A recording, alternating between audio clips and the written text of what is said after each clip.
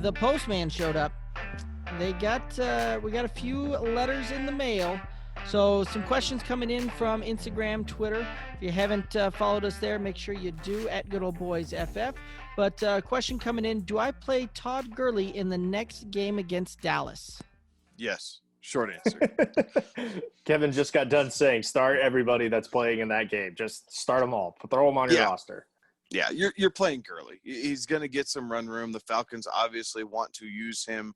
I'm guessing that they'd like to be a little bit more balanced than what they were against Seattle. So that speaks well to Gurley. He found the end zone in week 1, even with only having 54 yards rushing. So I think you can play Todd Gurley and feel confident about that. The Rams actually looked pretty good running the ball down there against Dallas. So absolutely put him in your lineup. Say yes. Moving on to the next question. Is there any running back by committees out there that you trust? Depending on how you want to take the question, right? Running back by committee that I trust. I trust the fact that Nick Chubb and Kareem Hunt are both going to get a lot of touches in Cleveland.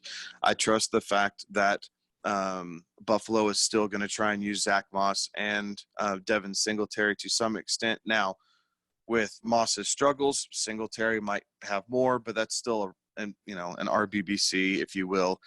I still think Mostert's the play in San Francisco, but if you're really in a pinch, you could play Tevin Coleman or Jerick McKinnon and know that you're going to have a decent floor there. And then outside of that, like I said on the Pine earlier, I'm not trusting anything in Miami. I'm not trusting anything coming out of the Jets.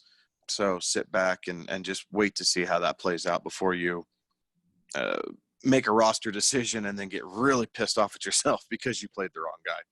I think the Rams situation is interesting. I know we were talking about that, but I think the Rams, in terms of running back by committee, until they figure out what's going on there, I think the Marlon Mack injury makes Indy's running back by committee. I think it's just the two guys, but Indy's running back by committee is probably a very safe play.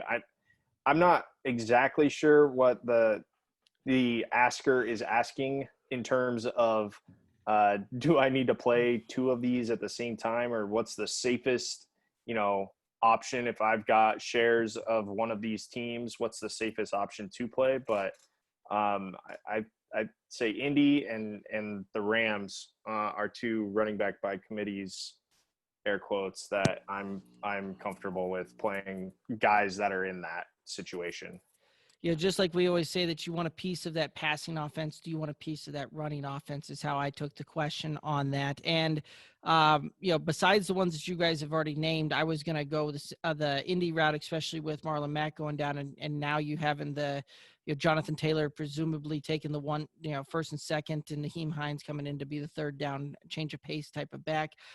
Another one that I'd be confident in is, even though Mark Ingram had a poor showing this last week, Baltimore's, running offense is a piece that I want. It really looks like Gus Edwards and Justice Hill may not necessarily be as big of a piece as everybody thought going into it. And it really looks like it's going to be a lot of Mark Ingram and J.K. Dobbins going forward. So absolutely, I'll take that running back by committee situation as well. I know it's not exactly a running back by committee per se, but I still think that there's something interesting. And I know the game dictated it a little bit, that the Vikings were chasing points, but I'm okay having Dalvin Cook, Alexander Mattison. Truth be told, they both finished with 50 yards. Unfortunately, for Madison owners, Dalvin Cook got both of the rushing touchdowns. But I think that's something to play, that Alexander Mattison, if you don't have Dalvin Cook, isn't a horrible play, because it's a Gary Kubiak offense and you can just plug in whatever running back you want. Now, it was 12-6 in terms of the carries, and the Vikings were on the field for literally 10 seconds. Vikings offense, I should say, was on the field. They had the ball for 18 minutes. That is one that if you're looking at shares of running backfield and you don't have Dalvin Cook and you've got Madison, I'm okay with that situation too.